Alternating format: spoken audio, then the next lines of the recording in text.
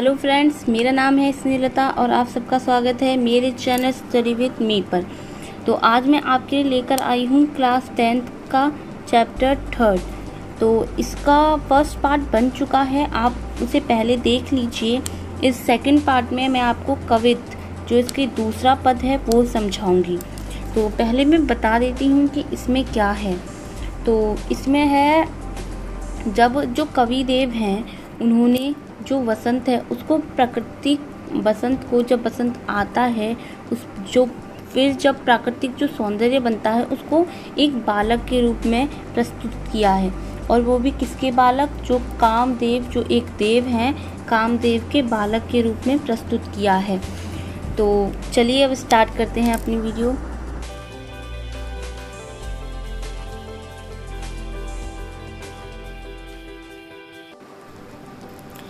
जैसा कि आप सब जानते हैं कि जो वसंत ऋतु है हमारी, उसे ऋतुओं का राजा कहा जाता है। और इस कविता में हमें प्रकृति और प्रेम के प्रति कवि के भावों की अभिव्यक्ति पढ़ने को मिलेगी। तो आप देखिए कि कैसे कवि देव ने अपने प्रेम को दिखाया है प्रकृति के प्रति। तो अब देखिए कि उन्होंने कैसे एक ऋतु को, बसंत ऋतु को बालक के रूप में दिखाया है। तो चलिए पहले हम इनकी पंक्तियां पढ़ लेते हैं।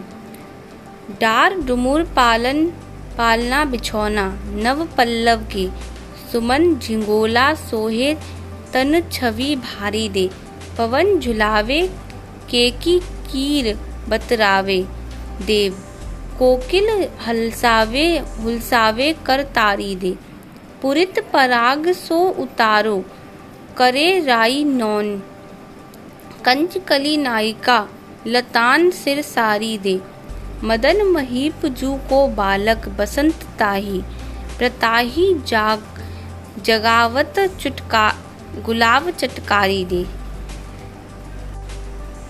अब हमने पंक्तियां पढ़ ली हैं, तो आप इन पंक्तियों को देखिए और मैं आपको उनका मतलब समझाती हूँ। देखिए, जो पहली हमारी पंक्ति है उसमें हमें जो पंक्तियां हैं इसमें हमें बताया जा रहा है कि जब वसंत ऋतु आती है तब वह एक बालक के समान लगती है।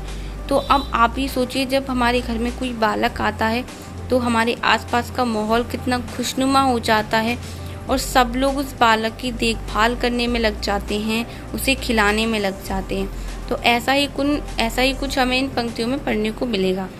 तो जब वसंत ऋतु आ रही है और इसे एक बालक के रूप में दिखाया गया है, तो कवि हमारे बता रहे हैं कि जो पेड़ों की लताएं हैं उनमें नई पत्ते आ रहे हैं और वो पत्ते देखने में कुछ इस तरह लग रहे हैं जैसे कि उन्होंने एक पालना बना लिया हो और उसके चारों ओर फूल लग गए हैं जो अत्यंत ही सुंदर दिखाई दे रहे हैं।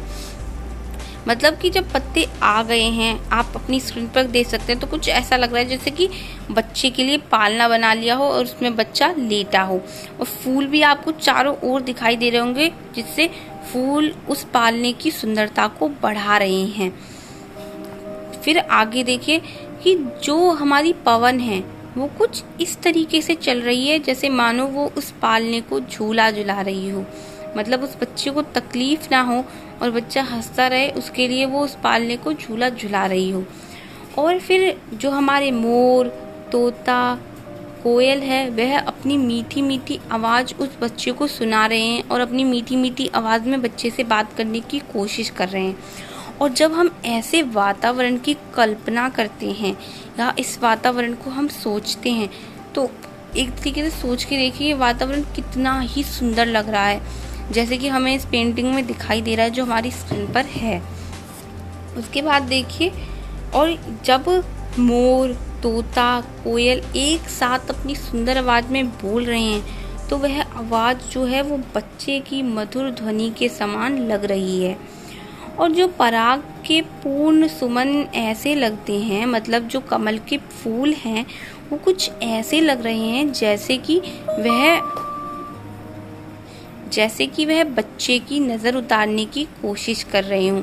जो हमारी कमल रूपी नायिका है उसने राई और नमक की तरह से लताओं के सिर के ऊपर से ऐसे कुछ घुमाया है, मतलब कि ऐसा कुछ लग रहा है जैसे वह बच्चे की नज़र उतारने की कोशिश कर रही है, या फिर यह कोशिश कर रही है कि कहीं बच्चे को नज़र ना लग जाए।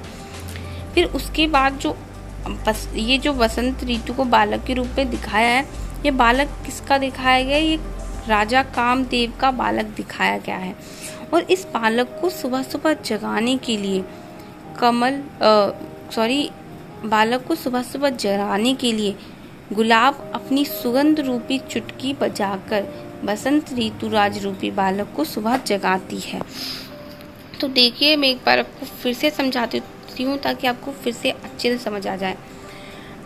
देखिए, जब बसंत ऋतु आ रही है तो नए नए पत्ते कुछ इस तरह लग रहे हैं जैसे कि उन्होंने बच्चे के लिए पालना बना लिया हो, और उसके ऊपर जो फूल हैं वो उस पालने की सुंदरता को बढ़ा रहे हैं, और जिसमें कि बच्चा लेटा हुआ है और उसको बच्चे को परेशानी ना हो, वो हंसता रहे, इसके लिए हवा उसे झूला झुला रही है। मोर, तोता, कोयल मीठी मीठी आवाज़ में उसे लोरी सुना रहे हैं, उससे बात करने की कोशिश कर रहे हैं।